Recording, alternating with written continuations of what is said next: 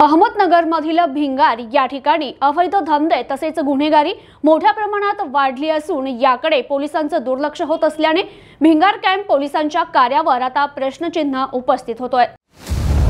भिंगारमध्ये अवैध धंदे, दादागिरी, गुंडगिरी, दमदाटी, जीव घेणे हल्ले सुरू।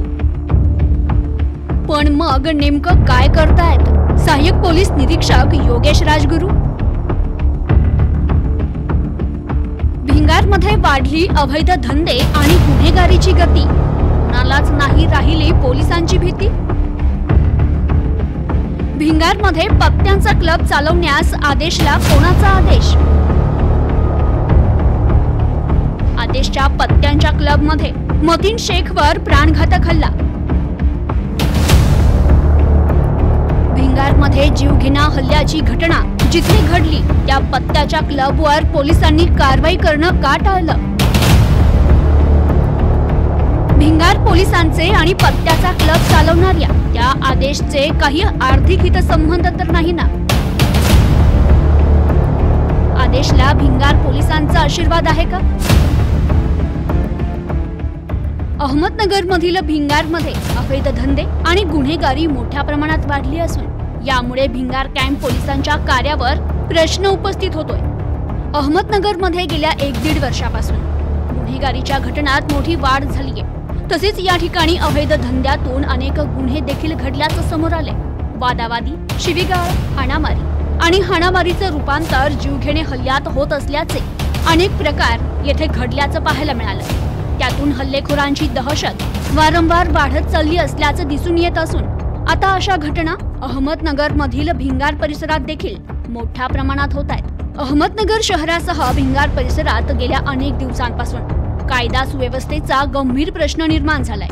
भिंगार परिसरात जुगार अड्डे, वरली मटका, बिंगो, हातभट्टी, अवैध देशी विदेशी दारू विक्री, पत्त्यांचे क्लब असे अवैध धंदे खुलेआम जोमात सुरू असून गुंड प्रवृत्तीचे लोक देखील येथे गुंडगिरी आणि दहशत करत सर्वसामान्य जनतेत भीती निर्माण करतायत। सध्या तर भिंगारची ओळख ही अवैध धंद्यांचे माहेरघर अशी झाली आहे। विविध प्रकारचे अवैध धंदे भिंगारमध्ये मोठ्या प्रमाणात सुरू असून भिंगार कॅम्प पोलीस करतात काय? अवैध धंदेवाल्यांना पोलिसांचं भय फक्त नावालाच का? अवैध धंदे चालकांची दादागिरी, गुंडगिरी, दमदाटी यामुळे भिंगारमध्ये पोलिसांचा वचक आहे की नाही असा प्रश्न उपस्थित होतोय। भिंगारमध्ये दारू विक्री मोठ्या प्रमाणात होत असून मद्यपींची संख्या देखील वाढतीये। या मद्यपींमुळे अनेकांचे संसार उद्ध्वस्त झाले असून मद्यपींचा अनेक मुली, महिला यांना नाहक त्रास येथे सहन करावा लागतोय।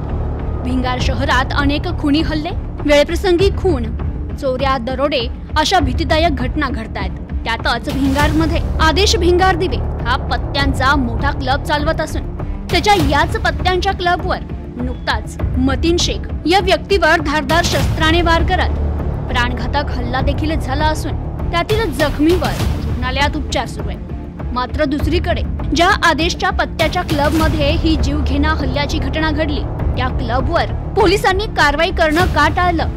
भिंगार पोलिसांचे आणि पत्त्याचा क्लब चालवणाऱ्या त्या आदेशचे काही आर्थिक हितसंबंध जोपासले जात आहे का? तसेच या आदेशला भिंगार पोलिसांचा आशीर्वाद आहे का? भिंगारमध्ये पत्त्यांचा क्लब चालवण्यास त्या आदेशला कोणाचा आदेश?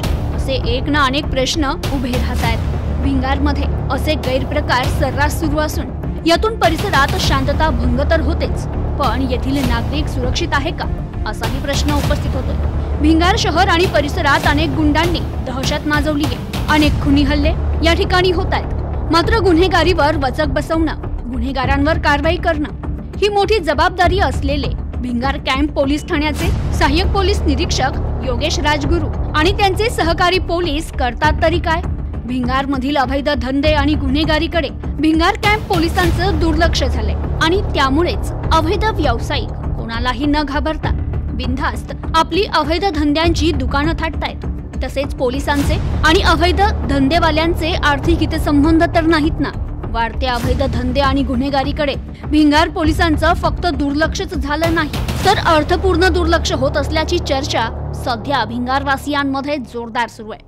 भिंगार कॅम्प पोलीस ठाण्याच्या हद्दीत रोजच अवैध धंदे चालत असून त्यातून गुन्हेगारीच्या घटना देखील सातत्याने घडतायत। त्यामुळे याकडे भिंगार कॅम्प पोलीस केव्हा लक्ष देणार की अशा घटना चालूच राहणार हे पाहणं आता महत्त्वाचं आहे।